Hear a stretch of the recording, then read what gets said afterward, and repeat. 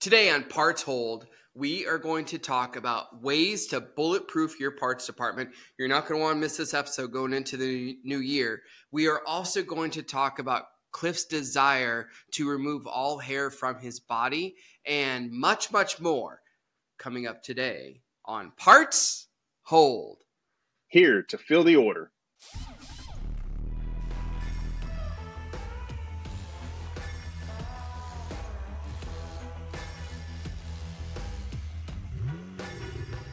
So hello everyone. What an exciting week we have here. And if you guys all look, you'll see that Clifton has a beard. Now it's very possible that on Saturday he will no longer have a beard. And it's also extremely possible, and I can't wait to hear how this is going to go over at home, that Cliff will have to shave his legs. And Cliff, how many times have you shaved your legs before? Well, I would rather not state that live on the podcast, but let me just say that it has happened before. Okay, so at least one more time than I've ever shaved my legs. Okay, I like it. So what has happened here? Can you kind of help the audience fill in some blanks? Yeah, so a fellow coworker, Coach from the Rob, north, Coach Rob from the fine country of Canada. The province of Ontario, the city of Toronto. He and I have a friendly wager for some competition between a couple of stores, one in the deep south and one in the extreme north. And we've put up facial hair and leg hair as a bargaining chip, so to speak. Yeah, so they're having a sales contest between the two stores, and whichever service and parts, because parts plays this game too, right? So whichever service and parts department sells the most preventative maintenance items, the loser will become hairless. And I think it's a great motivator. I also think that Coach Rob has a little more in this than you do, because one, you've already shaved your legs before, and two, you have more like a 5 o'clock shadow than a beard. Rob has a man beard. Rob has a majestic beard. The fact that he, as we were texting and coming to terms for the agreement and the challenge, he placed in there that he had just got it redone, trimmed, beautified. I don't know what you do with a beard, but yeah, he was hurting. Like, he's struggling with it. Yeah, well, he's not struggling with his results because he's out in the lead. We're 60% done through the contest, and Cliff is in second place out of two stores.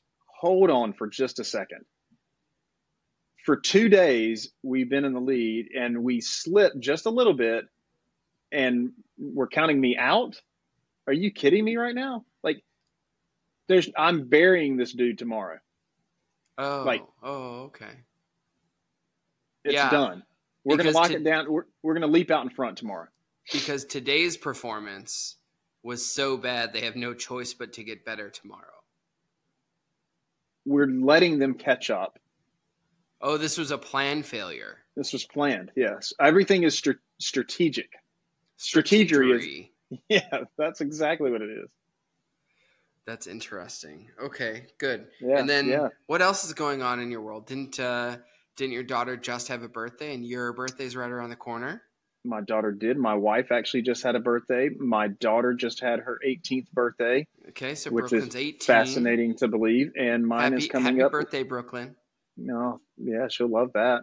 Well, she's not a child anymore. She's really going to like that. Yeah, it's mind-blowing to me. I'm 2 years away from not having any children in the teens. Doesn't make sense to me. No. You look great for an empty nester, is what I would tell you. Yeah, we're gonna have to get on strong. So yes, my birthday is coming up very soon. If you need to know where to send presents and gifts and that sort of thing, let me know in the comments, and I'll direct message you. The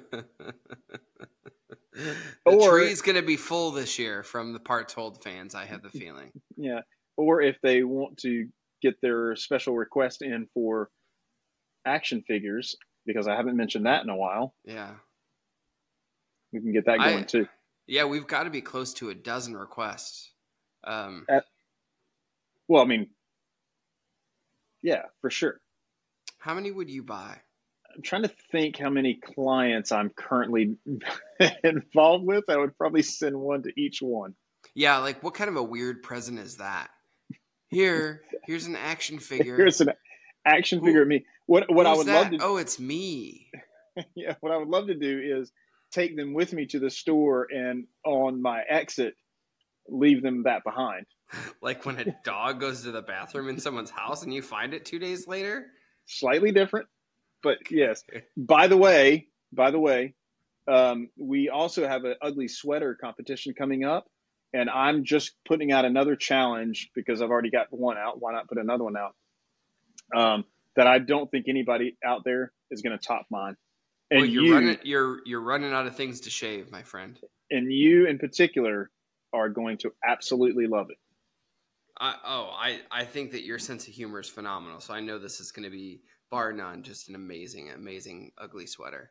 Yeah, I should have wore it today, but I'm not home, obviously.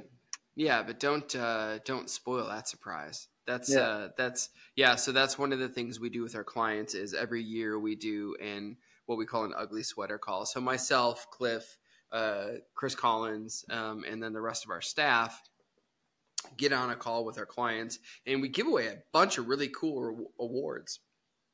I remember last year we probably sent out 8 or more $100 plus bottles of $100+ bottles of tequila. And I don't really drink, just to let everybody know, but like this tequila is amazing. And you don't need to mix it with anything. It's called Dos Artes is the brand. And literally a nice big ice cube and just pour a little bit of that tequila into the glass, and it hits pretty well. And like I said, I'm not a drinker at all, but I'm definitely not a tequila drinker. But that stuff was amazing. So we've got some new award ideas this year for some of the people that really bring their A game. Or would you call that like an F game for an ugly sweater? I don't know. It's hard because I think ugly sweaters can be super comical, and it's really based on the person wearing it. I mean, they're just funny. They're just extremely funny. I love the suits. I don't know if you've seen the suits, like, sports coat and pants and everything. Oh, no, I don't think I have seen that. Those are fantastic. Okay. So there's a lot. So we've got that on the horizon. Cliff is actually there's at least 3 or 4 visits that Cliff is having where he's going to visit parts departments. I know there's one coming up right in January. There's another one next week. Are you doing a parts thing? Yep, I'll be in parts next week. And then we've got a new customer that he's going to be going to Connecticut for a couple of days and doing some parts work there too. So I think that this is really starting to pick up some steam. And are you seeing some commonalities when you're going into these parts departments? Yes, a lot of the same things. A lot of fun with these parts guys. The parts guys, I think if there's a service person out there listening doesn't realize is that parts wants to have fun too. Like we're having a blast in going in there and just getting down to work and enjoying the ride and getting some great results. I just spoke with a client last week that we went in and visited a couple months ago, and phenomenal results and really working hard getting his whole team bought in. But they're having a blast, an absolute blast. Having a blast and making a little money too, right? Absolutely, they are. Yeah, they've turned some pretty good results around, and a couple corners they've cut off, and doing some really cool things. Yeah, I'm really excited for next week. It's within the same group. He's going to 3 different stores, and then really excited. So a store that he's going to in January, he'd been coaching on the service side for the last several years, and he's going in to work with the parts department, which I think he's got a kind of unfair advantage at that one just because he's seen it all already. But it's fun to see when you bring the 2 departments together, what they can accomplish when they're both on the same page. And I really think that's what you're kind of bringing to the industry, which is really fun that you're doing that. Yeah, it's great. It's really, really great. So yeah, so if you're interested in seeing what Cliff can do, coming out and visiting your place, and apparently when he does a visit now, he gives away action figures. So just drop a comment and we'll have somebody reach out to you. But that is not the topic for the day. The No, topic for it's the day, not. pride of this is the brainchild of Mr. Honeycutt, but this is possibly the best podcast title we've had since the inception of Parts Hold. And what is it? How to bulletproof your parts department. How to bulletproof your parts department. Kevlar away, sir. Well, I was thinking about, as we're approaching the new year and the first quarter of the year, and we're making plans and, creating budgets and forecasts and all those things that we do within the store, how can we make a set of guidelines to make sure that we're bulletproof, to make sure that we have success and we don't fail? Yeah, so I think what I'm hearing you say is that there is a roadmap to be really, really successful as a parts department, and not just from your experience as a parts manager, but also from visiting parts departments. You've kind of come up with a little bit of a recipe, if you will, for how to make sure that you're there and stuff just bounces off you and you keep moving forward as a strong unit. Yeah, I think I think what I would say to all that is if I want to build it, if I want to set it up, then I'm going to have to follow a couple guidelines. If we all had multiple ways to get to New York City, I want the straightest, quickest one. If we're going to a destination, I want a straight path. I want an easy path with not a bunch of twists and turns. So this is kind of what I thought about as I've been out there in stores, as I've been working with some of these parts departments and talking about to some of these parts managers and speaking with them. This is kind of the same thing. It's a recurring theme over and over again. I really like that. What you just said is maybe that's a really good thing for you guys to remember as parts managers, you people, not guys, because there's plenty of wonderful female parts managers in the industry that do a killer job. One of which is the group you're going to next week, by the way. But I think that's one of those funny things about just in our industry in general, but parts managers for sure, is embracing that, like, it doesn't have to be hard. It is literally really okay if the department runs smoothly and it's pretty easy. And I find that a lot of times, like, your really high performers or like really loyal employees, they almost feel bad if it's too easy. But your prescription is to make it easy, right? Yeah, I think what I would restate what I was told a long time ago as a young parts manager by a dealer, and that if I ever got the thing set up the way I would want, the way it was supposed to, and it got operating smoothly, that I would almost feel guilty for taking a check. And I feel like that's what he meant then was it doesn't have to be difficult. We don't have to make it hard. We're not reinventing the wheel. It can really be super simple. Yeah. Was another piece of advice you got not to use the PDC in Antarctica? Did anyone tell you that? I've not gotten that one, but that one makes complete sense to me. That is my advice to parts managers everywhere. Not to use the PDC in Antarctica. Yeah, it's a harder to say word than you would think. Well, when it's pieced together, for sure. Right. Okay. So what do you have? Do you have like a list of a few things, or I how do you want to kind of do this? Yeah, I've got three points that I want to make, and then there's some underlining stuff there. But I would suggest that if you're listening to this and riding down the road, then don't write it down as you're going down the road. But if you are sitting somewhere that you can write it down, you're going to want to write these three things down, and then build off of that. So number one is intention.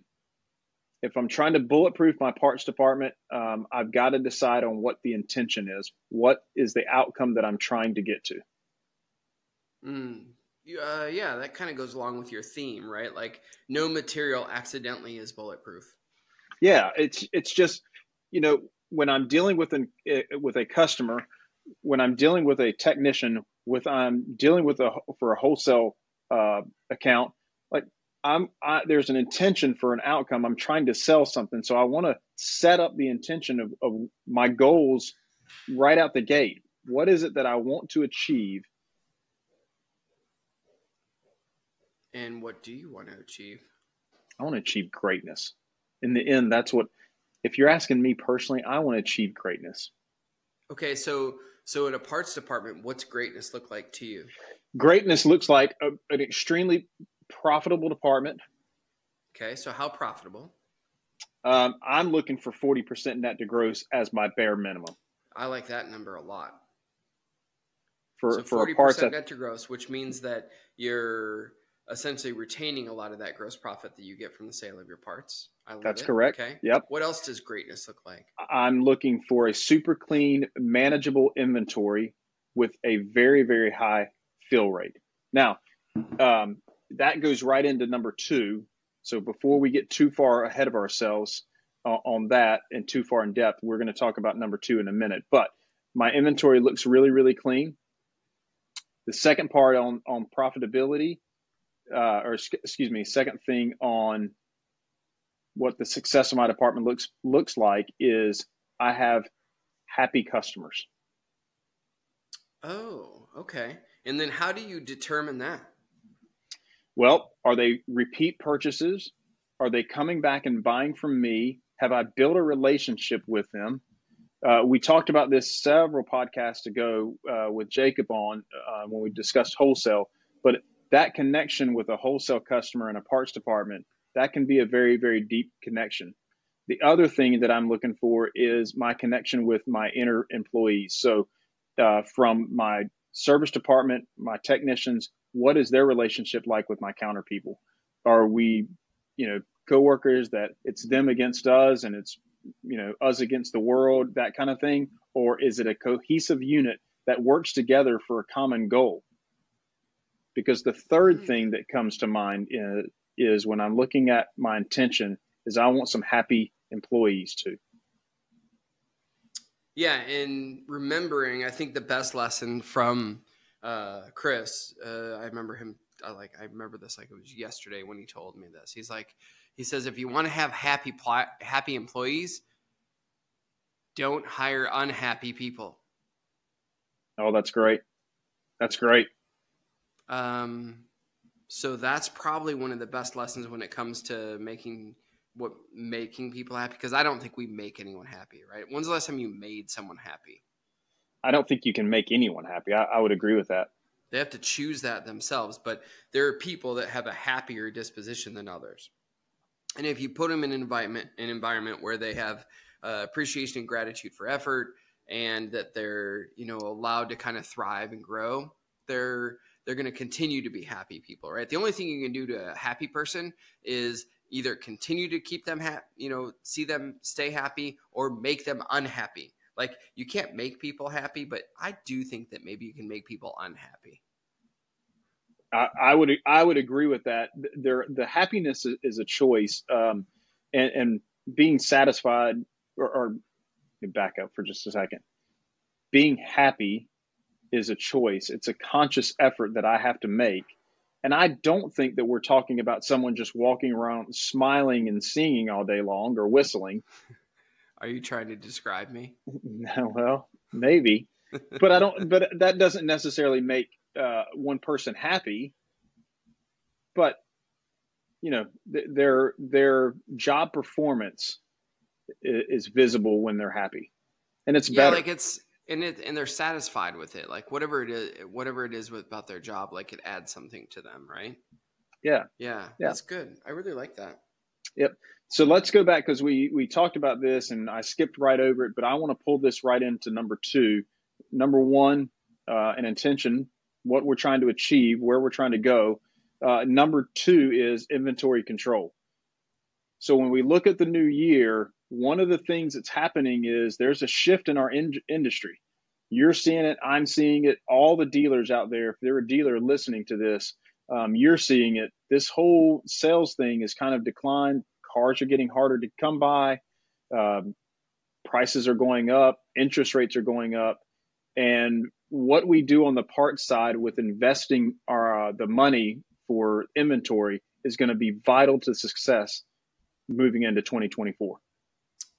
And I think that if everything else starts to kind of decline, businesses are going to take a look at that inventory level, and it's got to be of a high caliber, right? So obsolescence, I think, is going to become a really dirty word in 2024. It always has been, but I think it comes to the forefront.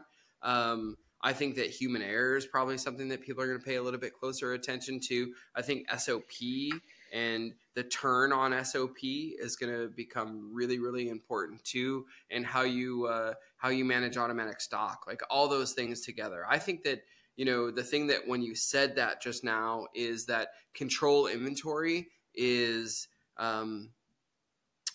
twofold, controlling the input and the output. And I think sometimes you'll get a parts department that only concentrates on one of the two. So I would completely agree with that. I think the thing that I think about with inventory control is oftentimes as a parts manager, and I was super guilty of this early on in my career, was trying to control it so much that it caused issues elsewhere. And so that's the same thing you're talking about as input and output, is I was trying to manage that in such a way that I had such a tight control over it that I was running out of stuff and hurting everything else. That's creating a bad customer experience. And so when I'm talking about inventory control, I'm not just talking about shrinkage or creating less inventory, but I'm talking about a better, cleaner, more profitable inventory. I don't know why shrinkage always is a funny word for me.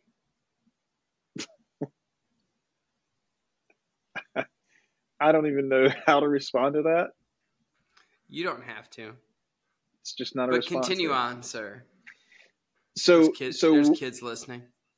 Yeah, with inventory control, I want to be really, really strategic on my lost sales. As you stated a minute ago, on the automatic replenishing orders, I want to set up a better parameter to phase in and phase out items. And I want to follow some manufacturer guidelines and get the stuff out of there as quick as possible.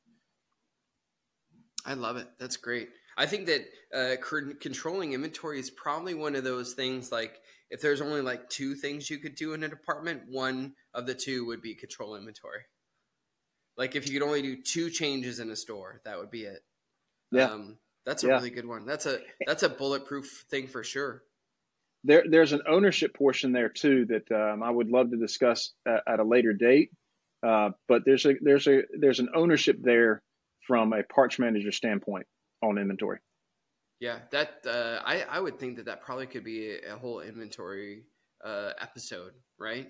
Yes. So maybe we keep that in the back pocket for the future. All right, you got anything else on that list? Yep. Last one is I want to set expectations for not only my department. I want to set expectations for my employees, and the biggest one is I want to set expectations for myself.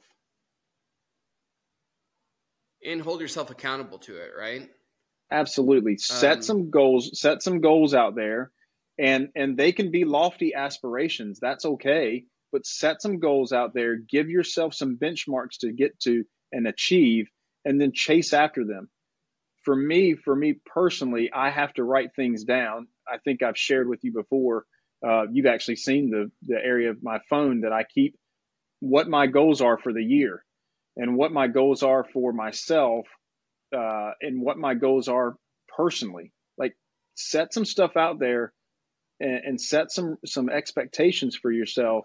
I would suggest putting them in writing and then put them in front of yourself and read them every day. Do you remember when I was training you and you would write stuff down and then I'd ask you about it later and you could never find whatever you'd written down? I just had this conversation with somebody the other day. I said, I take so many notes and I write them down. But Christian asked me one time, didn't you write that down? Yep. Well, can you go back to it? No, I have no idea right to do it.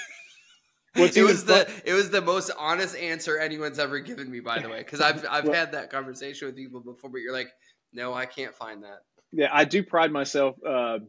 It's funny. We just did a thing for our organization where we had to do some interview questions. Yeah. And one of them I felt like I needed to put on there was that I was honest, that I was open, that I tried to be truthful. Anyone who knows me out there, I feel like I'm pretty much the same person at every phase of my life, and I'm pretty open. So Yeah. yeah, that's funny. I think you have like an amazing disposition towards humility. Like you're not self-deprecating, but you have a fairly clear lens when you look at yourself, which I think it helps you to be a great coach at the end of the day, but it also helps you to kind of understand the systems and the parts departments and everything like that. And that kind of goes towards like this thing. And as we're kind of wrapping this up, like if you want to bulletproof your parts department, understand what the biggest levers are to pull, and you have to constantly be pulling them. And if they're not being pulled, you have to know, be paying attention to when it's time to. So the world isn't happening to you; it can happen for you. Yeah, I would say the one thing I would want to leave with and close out with is, as we talked about openness within me as a person, and even as you're setting expectation with your departments, look at the past, but don't look at it as I failed. Look at it as I took a lesson, I learned, and now I get to move forward. That didn't work, and now I can build a new plan and strive for something more. And so don't be too hard on yourselves out there, parts managers and parts people. It's not a failure. We learned something, and now we get to move forward and change the outcome. I love it. So yeah. That being said, happy holidays to everybody, and we look forward to seeing you next time on Parts Hold. Here to fill the order.